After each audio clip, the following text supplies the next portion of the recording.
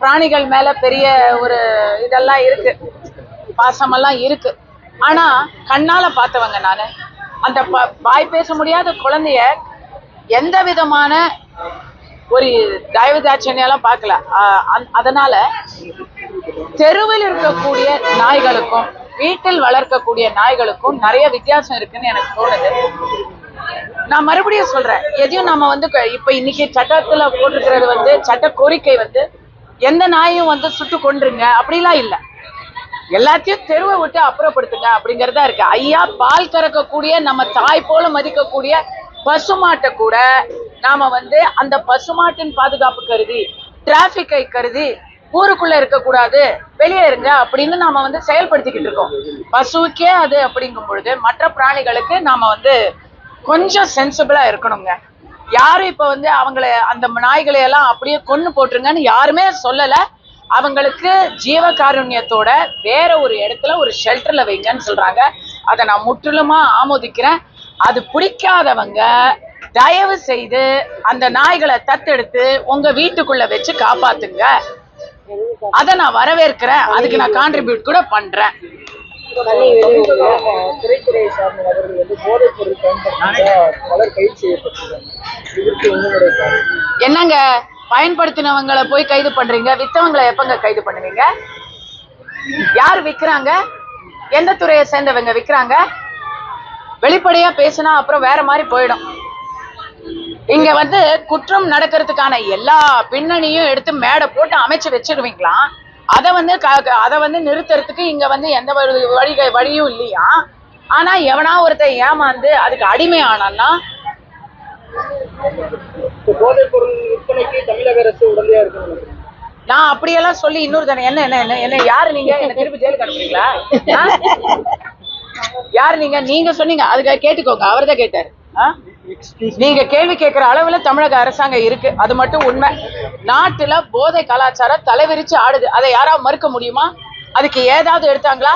ராத்திரியோட ராத்திரியா போய் sanitation workers எல்லாரையும் அப்புறப்படுத்தினாங்களே, அந்த வேகத்தை காவல்துறை போதை இலக்க ராத்திரியோட ராத்திரியா அங்கங்க நிக்கிறாங்க. நம்ம கண்ணால டெய்லி பார்த்துட்டு இருக்கோம். இல்லைன்னு சொல்ல முடியுமா? அங்கெல்லாம் யாராவது நடவடிக்கை எடுக்கிறாங்களா? புது டிஜிபி வந்திருக்காருன்னு கேள்விப்படுறேன். அவர் ஆபீஸ் முன்னாடியே ஒரு மேட்டர் நடக்குது, அதுக்கே அவர் தற்காத்தவரை ஆக்ஷன் எடுத்துட்டாங்க. தாக்குதல் நடத்தினவங்களை வச்சு பிரஸ் மீட் நடத்திட்டாங்க. இப்போ புதுசா வந்திருக்கிற டிஜிபிக்கு என்னுடைய வேண்டுகோளா நான் வைக்கிறேன், இந்த மாதிரி அடிக்கடி பிரஸ்ல கேட்கறாங்க, நீங்களாவது ஆக்ஷன் எடுங்க சார். தேவேந்திர கூட பட்டியல இருந்து நீக்கி கேட்கறாங்க, அது உங்க நிலைப்பாடு என்ன? அது ரொம்ப சரியான நிலைப்பாடு. பட்டியல் சமூகம்னு சொல்லி ஒரு பெருமை, ஒரு அவங்களுடைய வரலாற்று பெருமையை அவங்களையே மறக்கிற அளவுக்கு ஒரு பல்லாண்டு காலமான பல பத்தாண்டு காலம், ஆல்மோஸ்ட் மோர் தென் 100 இயர்ஸா பிரிட்டிஷ்காரன் பண்ணி போட்டு போன வேலையை அப்படியே நம்ம கண்டினியூ பண்ணிட்டு இருக்கிறோம். பிரிட்டிஷ்காரன் பண்ண வேலையெல்லாம் சரியும் கிடையாது, நமக்கு முன்னாடி வந்த அரசாங்கங்களுடைய நிலைப்பாடு சரியும் கிடையாது. எப்பவுமே நியாயம்ங்கிறது நம்ம மனசாட்சிக்கு தெரியும். தேவேந்திர குல வேளாளர்கள் இன்று ஒற்றுமையாக தங்களுடைய பட்டியல் வெளியேற்றத்துக்காக கோரிக்கைகளை வச்சுக்கிட்டே இருக்காங்க. சாமி வரம் கொடுத்தாலும் பூசாரி வரம் கொடுக்காத கதையா மத்தியில பாஸ் ஆயிடுச்சு, இங்க ஸ்டேட்ல தான் நிக்குது. கண்டிப்பான நியாயமான இந்த கோரிக்கை. ஏன்னாங்க சமூக நீதிக்கு அதுவும் நம்ம படிச்சுட்டோம் மேல வந்துட்டோம் அப்படிங்கறதெல்லாம் இல்லைங்க, ஒருத்தருக்கு ஒருத்தர் மரியாதை கொடுக்கணுங்க. இன்னைக்கு ஒருத்தருக்கு ஒருத்தர் நாம நீ என்னப்பா ஆளு நீ என்னப்பா ஆளுன்னு கேட்டுக்கிட்டு இருக்கிறது இல்லை. நம்ம ஒருத்தருடைய பொருளாதாரத்தை வச்சுதான் அதை நம்ம மதிப்பிடுறோம், கல்வியை வச்சு மதிப்பிடுறோம். இப்படிதான் எல்லாத்துக்கும் மேல நாட்டுக்கு நாம என்ன செய்யறோம் அப்படிங்கறதாங்க. இனி நான் என்னைக்குமே ரிசர்வேஷன் என்ன சொல்லுவேன் தெரியுமா? நமக்கு என்ன கிடைக்குது அப்படிங்கிறது நம்முடைய குறிக்கோளா இருக்கக்கூடாது. நம்மால் நாட்டுக்கு என்ன கொடுக்க முடியும் அப்படிங்கிறது தான் நம்முடைய அடையாளமா இருக்கணும். அதை வச்சுதான் நம்முடைய அடுத்த தலைமுறையுடைய இனமான உணர்வையும் சமூக நீதியும் நாம முடிவு பண்ணணும். ஏன்னா எல்லா இடத்துலயும் வறியவர்கள் இருக்கிறாங்க, எல்லா இடத்துலயும் புவர் பீப்புள் இருக்கிறாங்க, எல்லா இடத்துலயும் நல்லா இருக்கிறவங்க இருக்கிறாங்க. அவங்க ரெண்டு பேரையும் ஒரே தராசுல வைக்க கூடாதுங்கிறது என்னுடைய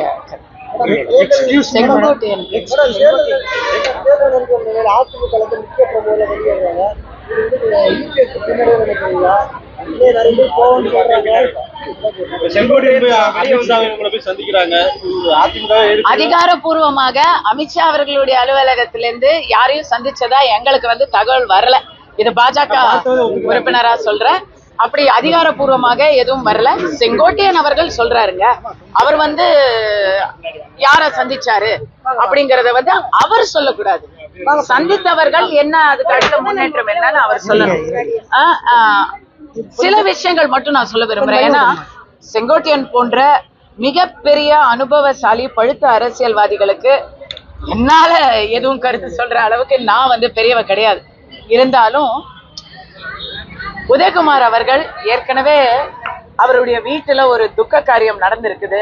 அவர் தாயை இழந்து தவிக்கும் நேரத்திலும் அவர் வந்து மனசு வெம்பி ஒரு விஷயம் சொல்றாருன்னா அதை வந்து கொச்சைப்படுத்தி இருக்க வேண்டாம் அப்படின்னு நான் ரொம்ப ஃபீல் பண்ணேன். எனக்கு நான் இது வரைக்கும் கிளிப்பிள்ளைக்கு சொல்ற மாதிரி சொன்னதுதான், தீய திமுக அரசை முதல்ல அப்புறப்படுத்தலாம், அதுக்கப்புறம் எல்லாருமே வந்து கொள்கை ரீதியான மற்ற விஷயங்களை பார்க்கலாம். ஏங்க இந்தியா கூட்டணின்னு வச்சு கம்யூனிஸ்டும் காங்கிரஸும் மம்தா பானர்ஜியும் ஆம் ஆத்மியும் ஒரே இடத்துல இருக்கிறாங்க. அப்படி இருக்கும் பொழுது எதிரெதிரா போட்டி போட்டுட்டு இருக்காங்க கேரளால. அதே இடத்துல வந்து அசம்பிளி பார்லிமெண்ட் ரெண்டும் நடக்குது. இடைத்தேர்தல்ல தனித்தனியா இருக்காங்க, அசம்பிளிக்கு சேர்ந்து இருக்கிறாங்க. வாக்காளர்களுக்கு எல்லாம் குழப்பமா இருக்கு. அப்படி இருக்கும் பொழுது ஒற்றுமையான அதிமுகவுக்கு ஒரு ஆதரவு என்கிட்ட இருந்து வருது. ஒற்றுமை இருந்தால் அனைவருக்கும் நலம். ஒற்றுமை வாழ்வதாலே உண்டு நன்மையே, வேற்றுமையை வளர்ப்பதனாலே விளையும் தீமையே அப்படின்னு தான் நானும் நினைக்கிறேன். எல்லாரும் சேர்ந்த ஒற்றுமையை சொல்றீங்களா, செங்கோட்டையன் எடப்பாடி மட்டும் சேர்ந்த ஒற்றுமையை சொல்றீங்களா? என்டிஏ கூட்டணியில அதிமுக கூட்டணியை பத்தி பேச எனக்கு எந்த கருத்தும் இல்லை. ஆனா தேசிய ஜனநாயக கூட்டணியில அங்கம் வகித்த தினகரன் அவர்கள், ஓபிஎஸ் அவர்கள், இன்னும் இதுவரை வராத விஜய் அவர்கள், பிரேமலதா அவர்கள் போன்றவர்கள் கூட என்டிஏ கூட்டணிக்கு வலு சேர்க்க வேண்டும் என்பதுதான் என்னுடைய கருத்து. இதனால் ஒரு என்டிஏ கூட்டணியில இருந்த டிடி தினகரன் நயினா நாகேந்திரன் ஒரு தலைமை சரியில்லைன்னு சொல்றாரு, அதை எப்படி பாக்குறீங்க? இல்ல, அது வந்து அவர் அவசரப்பட்டு ஏதோ ஒரு ஒரு மன உளைச்சல்ல அவசரப்பட்டு சொல்லிட்டாருன்னு தான் நான் நினைக்கிறேன். பொதுவா வந்து எப்பவுமே பேலன்ஸே தவற மாட்டாரு தினகரன் அவர்கள். எதுவா இருந்தாலும் இதெல்லாம் வெளியே பேசக்கூடாது. எதுவா இருந்தாலும் இதெல்லாம் வந்து தீக்கிற விஷயமே இல்லை. அவங்க அங்க பாலஸ்தீன் இஸ்ரேலுக்கே வந்து பேச்சுவார்த்தை நடத்திட்டு இருக்காங்க. இதெல்லாம் வந்து எத்தனையோ காலமா டிராவல் பண்ணிட்டு இருக்கிற தலைவர்கள் வந்து இதை ஈஸியா சமாளிக்கலாம். நயினார் அவர்கள் தனி மனிதர் இல்ல, அவர் வந்து ஒரு கட்சியுடைய தலைவர். கட்சியுடைய நிலைப்பாடு தான் அவர் எடுக்க முடியும். தினகரன் அவர்கள் யார் வந்து முதல்வர் வேட்பாளரா இருக்கணும் அப்படின்னு அவர் ஒரு கண்டிஷன் வச்சாருன்னா யாரால அங்க ஒத்துக்க முடியும்? அவரோட கூட்டணி ஆட்களையாலே ஒத்துக்க முடியாதுங்க. எக்ஸ்கியூஸ் மீ,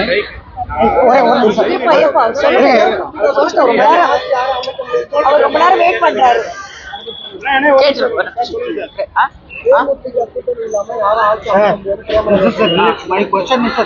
இல்லங்க, தேமுதிக கூட்டணி இல்லாம இன்னைக்கு திமுக ஆட்சி அமைச்சிருக்க இல்லைங்களா? அதனால அவங்களுடைய முக்கியத்துவத்தை நாம அங்கீகரிக்கிறோம்.